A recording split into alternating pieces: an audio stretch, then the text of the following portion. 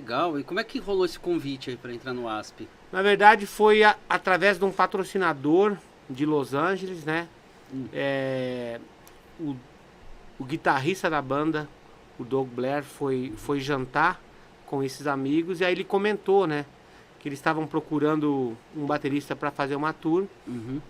E aí essa pessoa que tinha trabalhado numa das marcas que eu sou patrocinado falou, olha, o Aquiles acabou de se mudar para cá e eu acho que ele deve estar procurando trabalho, né? Uhum. E aí essa pessoa me escreveu e me perguntou se eu teria interesse em fazer uma audição pro OSP, né? E aí logicamente que eu falei que sim, né?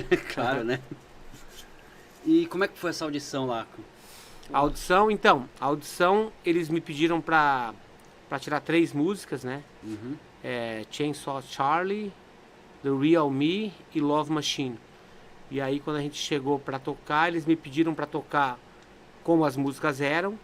E depois que a gente tocou as músicas, eles falaram, agora faça uma versão tua, né? Como é que você tocaria e tal.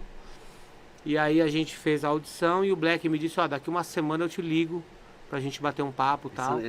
E aí ele me ligou, a gente foi almoçar e a gente acertou os detalhes. Legal, cara. Isso aí, os gringos eles são sempre assim, falam, peraí que a gente vai... Mas é o correto, né? Porque é a forma de você fazer o business certo, os negócios.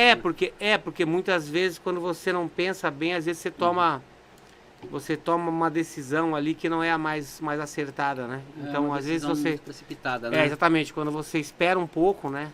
E aí eles conversam entre eles também, porque tem um pouco dessa impressão da banda como um todo perante uma nova pessoa, né, que tá tocando as músicas. Tem essa impressão. Outra coisa que eu vi é que você deu assim, você começou a fazer bastante coisa na TV Maldita, né, que é o seu canal lá. Já chegou a 200 mil membros lá, tudo.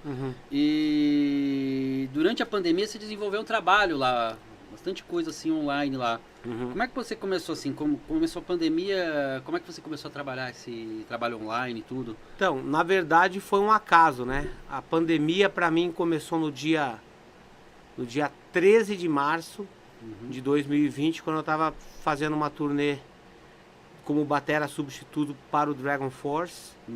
E aí naquela data a gente ia estar fazendo o 6º show de 23. E aí explodiu a pandemia, voltei para casa sem saber o que fazer.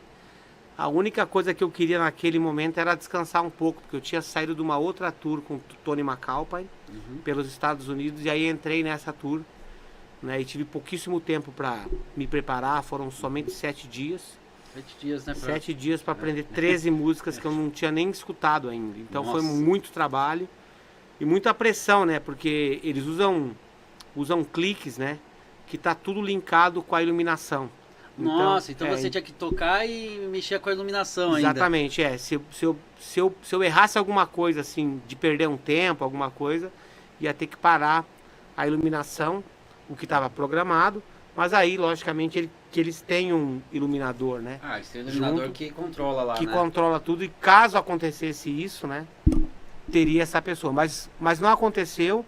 E aí quando eu fui pra casa, né, cara, eu pensei assim, bom, eu vou ficar uns 10 dias agora descansando o meu corpo, né? E depois eu vou voltar e vou começar a pensar no que fazer, né? Nesse meio tempo, as pessoas estavam muito tempo em casa, né, cara? Então começou a rolar um monte de live, né? Live disso, live daquilo e tal. E o Instagram era uma ferramenta meio nova pra mim, assim, sabe?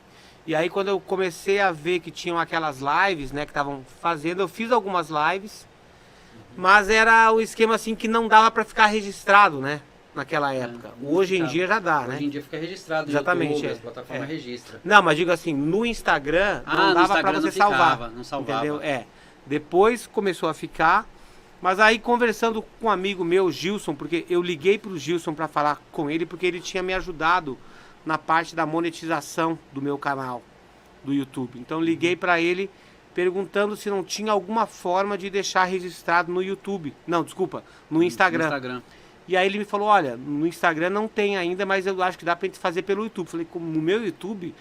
Dá pra gente fazer por lá, porque já tem uma galera lá, né? Eu acho que naquela época eu tava com uns, acho que 130, 140, não, 120 mil. Eu tinha 120 mil inscritos, né? Eu tinha recém ganho a placa, né? Então, aí o Justo falou, é legal porque você já tem um público aqui, né, que quando a pessoa ativa, né? Eles acompanham. Eles acompanham, então eles veem que você tá ao vivo. Aí eu falei, pô, vamos fazer então. E aí a gente começou a fazer as lives e começou a tomar uma proporção maior, né, do que a gente tinha imaginado. Então a gente fez acho que 2 lives só, sem monetização.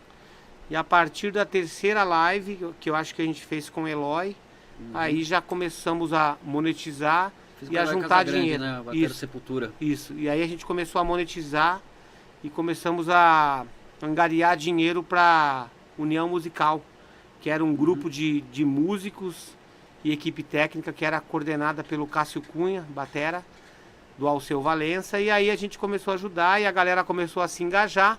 Como as pessoas estavam em casa, a gente começou a marcar lives de segunda a quinta, né?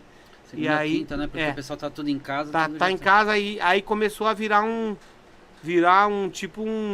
programa obrigatório para os bateristas, né?